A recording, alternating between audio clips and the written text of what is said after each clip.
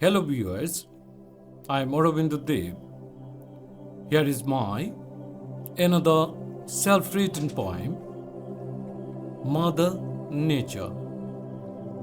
Oh nature, kind nature, heavenly grace, abode of all my patience, emotions and solace. Often I get up early in the dawn to respond to your waving hands again and again. Oh, green fields, calm breeze, grasses green, peeping out with little blossoms after light showers.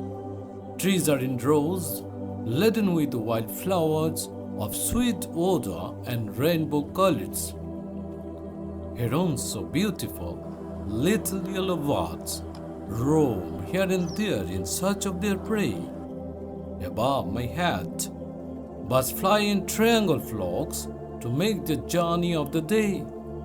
In such a jovial ambience, I feel the blessings of life.